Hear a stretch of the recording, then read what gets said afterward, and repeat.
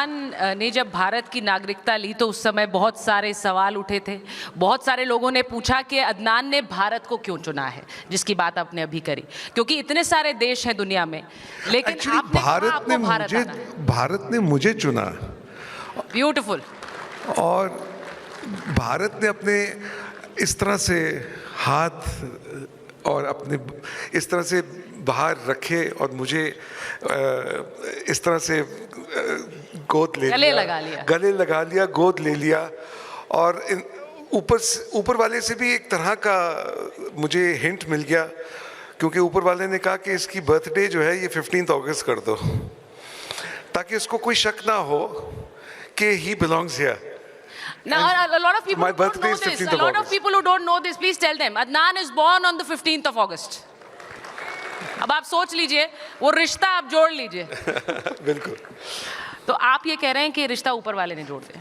रिश्ते तो बनते ही ऊपर हैं और हम तो यहाँ पे निभाते हैं, लेकिन ये सब चीज़ें जो हैं, destiny is written from up above, we just are there to execute them, and I have no doubt in my mind that my destiny was written here, and that's where चाहे मैं अलग-अलग दुनिया के कोनों में मैं फिरा हूँ, लेकिन अल्टीमेटली जहाँ पर मुझे आना था वहाँ पे मैं आ गया। और मैंने सिर्फ एक गुजारिश की थी सबसे कि कभी तो नजर मिलाओ, कभी तो करीब आओ, नहीं ऐसे हम भी हैं। और उन्होंने फिर मुझे जवाब में कहा कि भाई हम भी हैं तुम्हारे दीवाने, तो मैंने कहा मैं भी हूँ। ब्यूटीफुल। लेकिन इसे आपकी आवाज में अगर सुने, सिर्फ शब्दों में नहीं। कभी तो नजर मिलाओ, कभी तो करीब आओ, कभी तो नजर मिलाओ, कभी तो करीब आओ, जो नहीं कहा है कभी तो समझ भी जाओ। भारत, हम भी तो हैं तुम्हारे दीवाने हो दीवाने, हम भी तो हैं तुम्हारे दीवाने हो दीवाने। ब्यूटीफुल, बहुत ही सुंदर। Adnan, there's an iconic India-Pakistan rivalry. I today don't want to talk about it, but we have a living legend here, Mr. Anil Kumble, sitting there. He's right there, and he's lived that rivalry on the field of sports. We have Major General G.D. Bakshi sitting here. Yes, of course. We've seen him. We've seen the kind of he's a legend in his own right. Of course. But when we think about Adnan Sami, we know that you're also very good at troll bashing. And we've seen that on social media. A lot of people get, attack you, but you give it back. And how do you see this? Because was there a lot of hatred that came your way when you took up? Initially, yes, there was quite a hostile kind of a reaction, and I guess these things happen. I'm not one person who sort of takes things lying down. I do take it. I'm very patient, I'm very tolerant up to a point, but when the other person, regardless of who that person may be, starts getting the impression that maybe he's quiet because he's either he doesn't have something to say or he's being defensive, then you need to sort of show them the door. And boy, do I show them the door.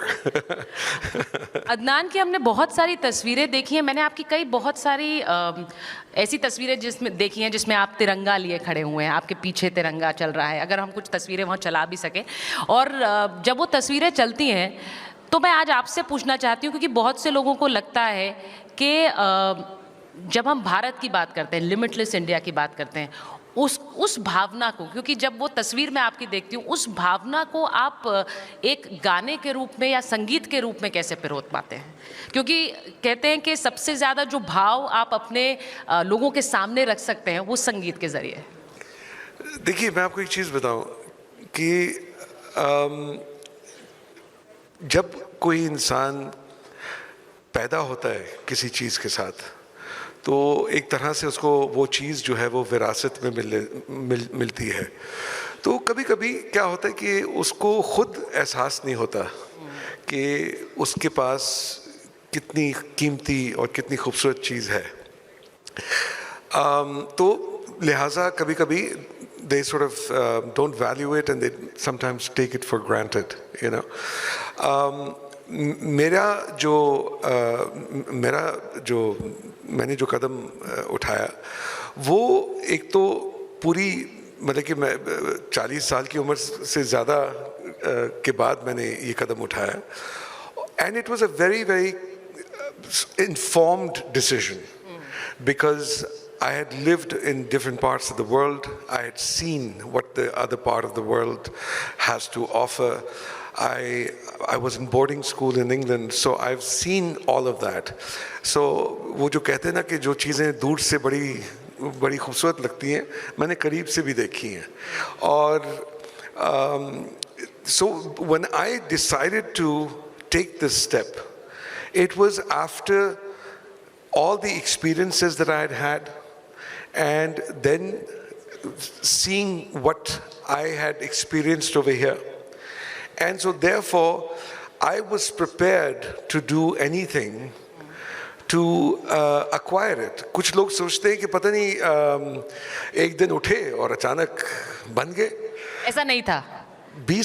18 साल लगे और 2 rejections भी हुई थी। देखिए, जो यहाँ बैठे हुए हैं, मैं ये कह सकती हूँ कि ये यहाँ जन्मे हैं, भारत में जन्मे, लेकिन एक व्यक्ति ने अगर ये सोचा कि मुझे यहाँ आना है, यहाँ रहना है, इस देश को अपनाना है, आपने कहा मुझे खुद चुना, तो वो इतने सालों तक आपने कहा कि मैंने सोचा, और वो क्या चीज़ थी, क्या जहन में आया कि आपने ये कहा कि यहीं मुझे बसना है? ज़िंदगी में जो सबसे ज़रूरी चीज़ें होती हैं ना, वो एक्चुअली बड़ी सिंपल होती हैं।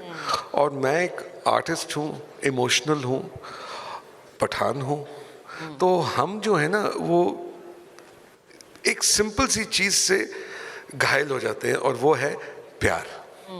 जब कोई प्यार हमको देता है तो हम उसको अपनी जान देने के लिए तैयार होते हैं।